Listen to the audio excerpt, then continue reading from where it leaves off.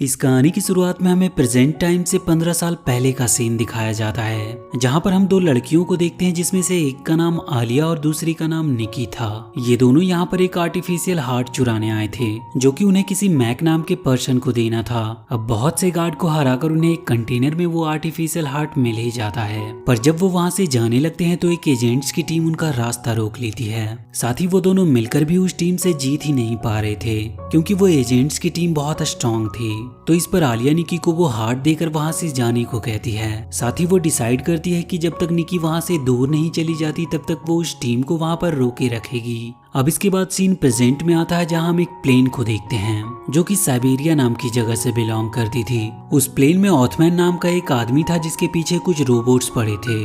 वो उन रोबोट से बचकर एक एजेंट्स की टीम को अपनी मदद के लिए बुलाता है, जिस टीम में टोटल 3 मेंबर्स थे, जिनका नाम अली, अलीशा और बेकर था। अब उस प्लेन पर आकर बेकर वहाँ एक टूल फिट करता है, जिसकी वजह से प्लेन में एक होल हो जाता है और वो तीनों उस होल के थ्रू उस प्लेन के अंदर आ जाते हैं। वो तीनों उस प्लेन में बिल्कुल सही टाइम पर पहुंचे थे, क्योंकि एक रोबोट ने भी उसी वक्त एक हैमर ऑथमैन की तरफ फेंका था। अब उसे रोककर वो सभी उन रोबोट्स को हराते हैं, लेकिन तभी एक रोबोट वहाँ गेट के पास एक बॉम्ब प्लांट कर देता है, जिसके ब्लास्ट होने की वजह से उस प्लेन का गेट टूट जाता है। साथ ही साथ ऑथमैन ब्लास्ट के कारण उस प्लेन से बाहर गिर गया था और प्लेन का एक इंजन भी अब डैमेज हो चुका था। ये देखते हुए अलीसा तुरंत ही ऑथमैन को बचाने के लिए प्लेन से जंप कर देती है। साथ ही बेकर एक सील टूल की मदद से उस होल को ठीक करता है। दूसरी तरफ अली सीधा ही कंट्रोल रूम में जाता है ताकि वो उस प्लेन को कंट्रोल कर सके, लेकिन जब वो अपनी आयरिस पावर का यूज करने का ट्राई करता है तो वो एक्टिवेट नहीं होती।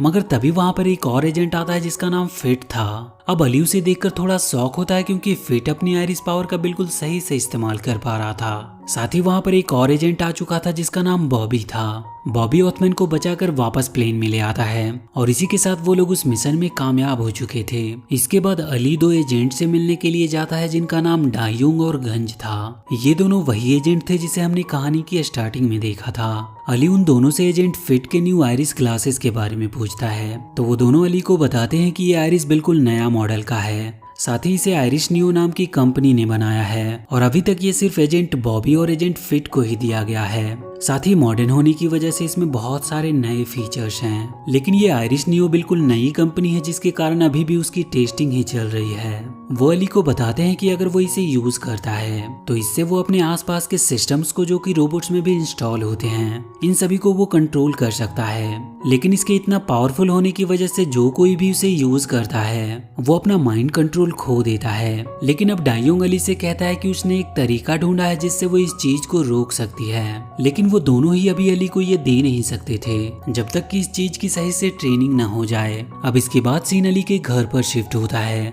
जहाँ पर हमें पता चलता है कि अली अपने फादर के साथ रहता है, क्योंकि अब उसकी मॉम इस दुनिया में नहीं रही। उसके डैड हमेशा अपने काम में बिजी रहते थे, इस वजह से वो अली पर ज्यादा ध्यान नहीं दे पाते।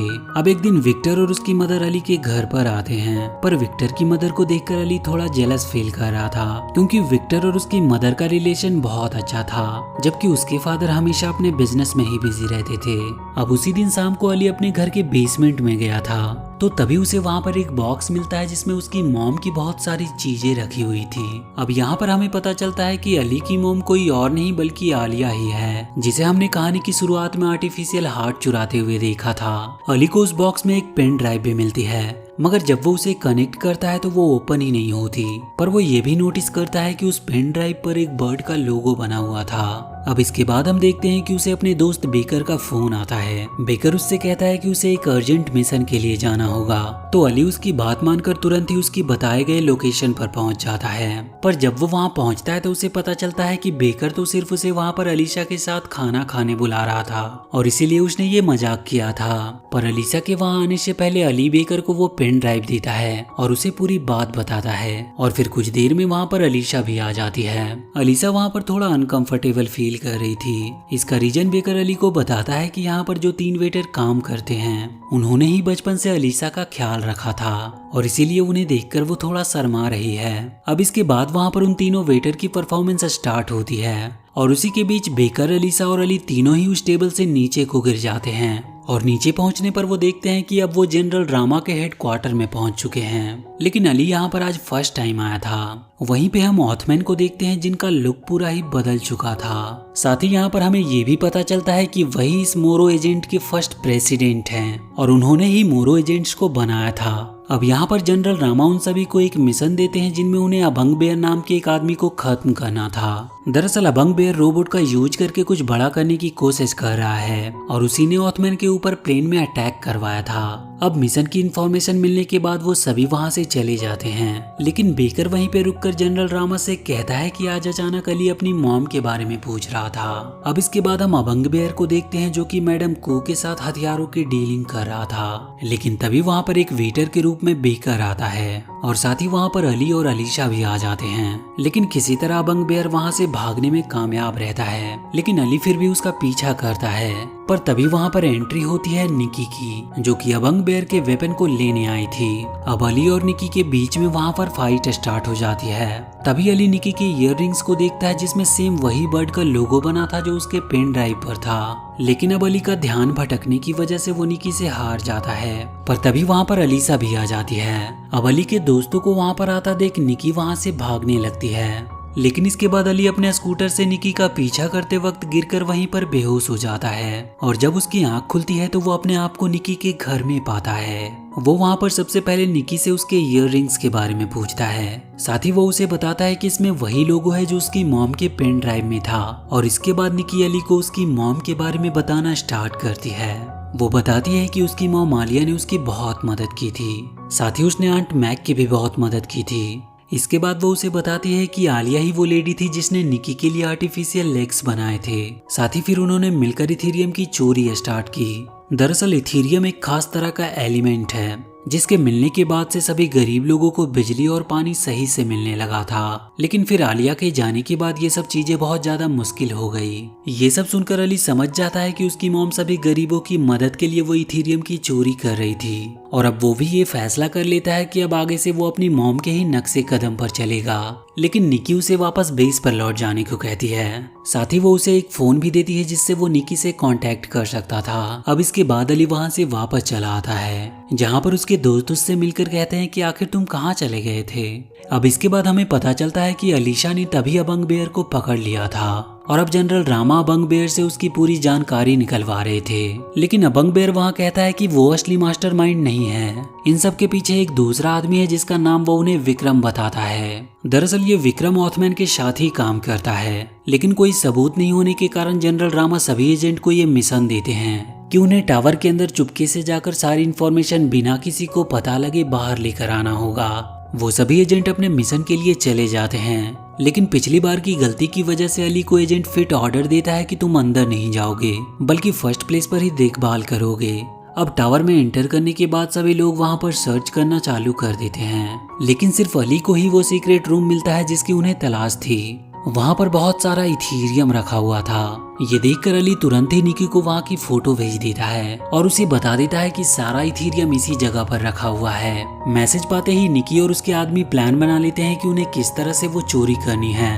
साथ ही अब वो सीधा टावर की तरफ चले आते हैं, लेकिन जब विक्रम को ये बात पता चलती है कि कोई उसके टावर में बिना उसकी परमिशन के एंटर कर चुका है तो वो वहाँ के सिक्योरिटी रोबोट्स को एक्टिवेट कर देता है। लेकिन अब अली भी निकी के साथ उसकी चोरी में उसका साथ दे रहा था और जब वो लोग वहाँ से चोरी करके निकल रहे थे तो वहाँ के रोबोट निकी पर अटैक कर देते हैं। लेकिन सही वक्त पर अली वहाँ पे आकर अपने नए आयरिस का कमाल दिखाता है और सीधा उन रोबोट को कंट्रोल करना स्टार्ट कर देता है। साथ ही जब विक्रम और उसके आदमी वहाँ पर आते हैं तो वो उन रोबोट की मदद से उन पर भी अटैक करता है और इस तरह निकी और अली वहाँ का सारा इथेरियम चोरी करने में कामयाब हो जाते हैं, जिस वजह से अली की बहुत तारीफ होती है और सभी लोग उसे थैंक्स भी कहते हैं। और इसके बाद वो आंट मैक से मिलता है जो उसकी मदर आलिया की बहुत तारीफ कर रही थी। अब इसके बाद जब ये बात ऑथमैन को पता चलती है कि इस सब के पीछे विक्रम का ही हाथ था तो इससे वो बहुत गुस्सा होता है और सीधा ही विक्रम को पकड़कर अपने कस्टडी में लेने का ऑर्डर देता है और साथ ही वो ये भी पता लगाने को कहता है कि सारा इथेरियम रखा कहाँ पे है।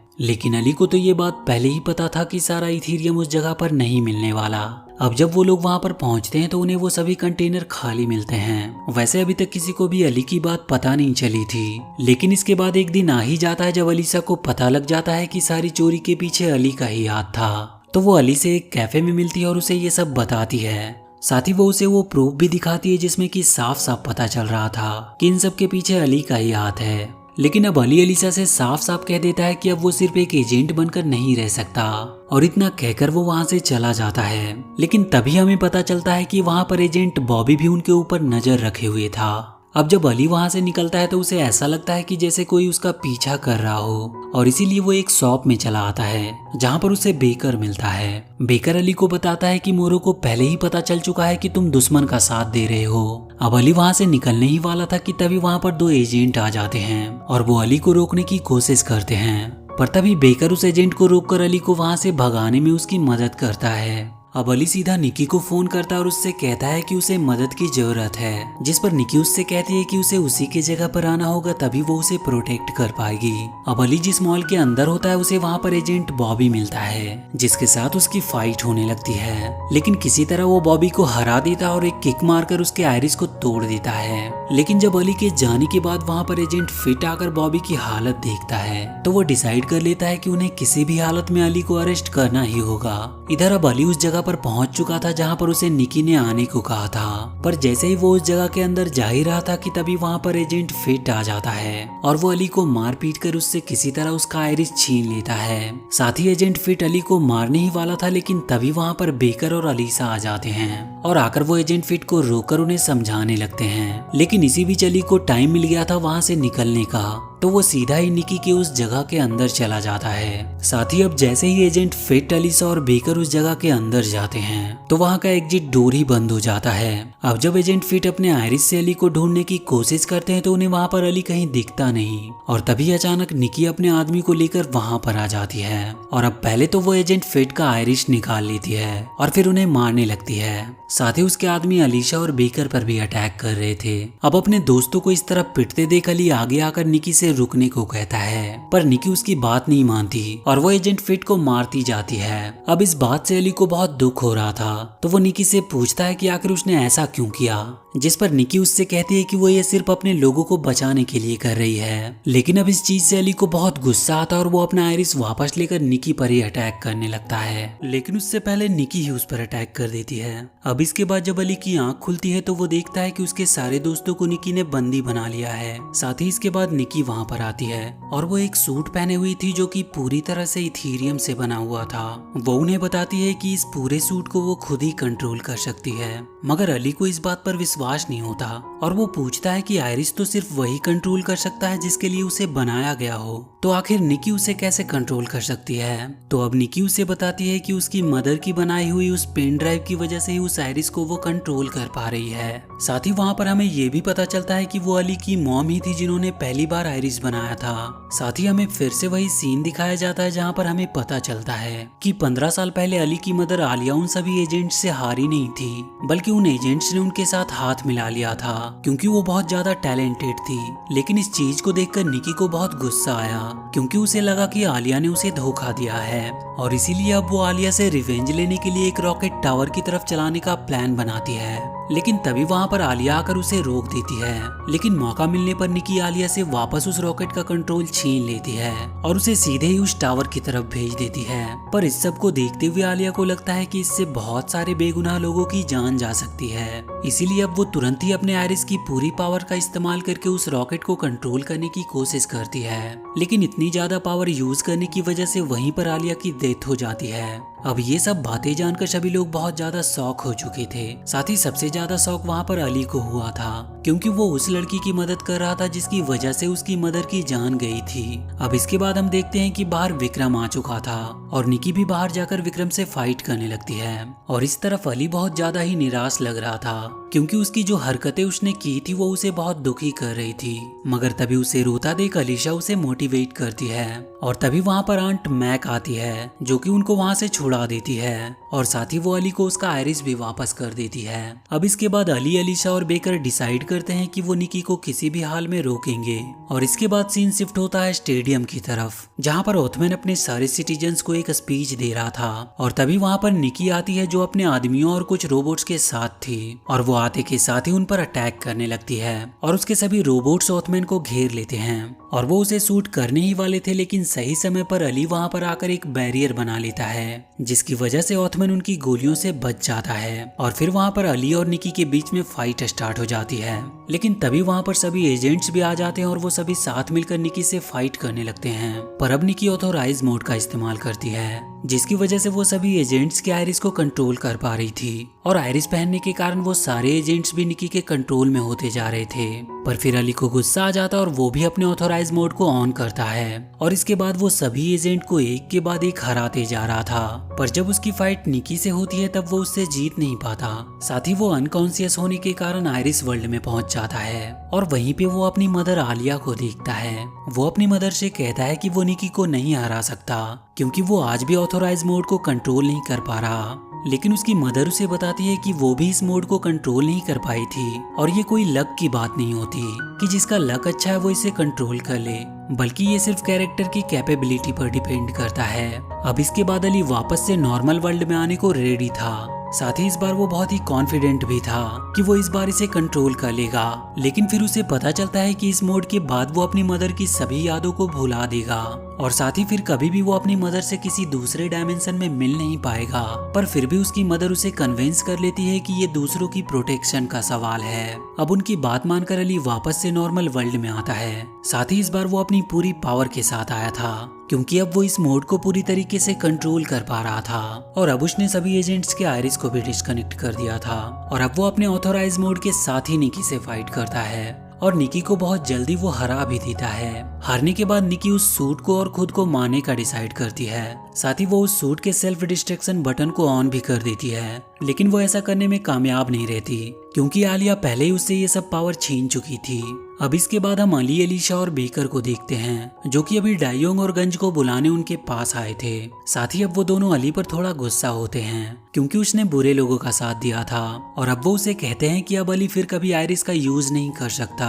साथ ही अब अली भी अपनी गलती को एक्सेप्ट कर लेता है, और बिना किसी आयरिस के ही वो एक अच्छा एजेंट बनने का डिसाइड करता है। पर फिर भी उसकी बहादुरी के लिए वो दोनों उसे एक गिफ्ट देते हैं। बेकर अली को वो गिफ्ट दिखाने ले जाता है। उसमें एक वीडियो क्लिप थी, और ये क्लिप उसकी मदर की थी, और ये तब रिकॉर्ड हुई थी जब वो एक एजेंट हुआ करती थी। इसके बाद हम देखते हैं कि जिन गरीबों की मदद आलिया करती थी, उन पर भी अब ध्यान देना स्टार्ट हो चुका था। साथ ही सभी एजेंट्स भी जीत की खुशी में पार्टी करते हैं, और इसी के साथ ये मूवी यहीं पर खत्म हो जाती है। तो वीडियो अगर अच्छी लगी हो तो चैनल को सब्सक्राइब करके बेल आइकन जरूर दबा लें, और वीडियो कैसी लगी है हमें कमेंट सेक्शन में जरूर बताएं।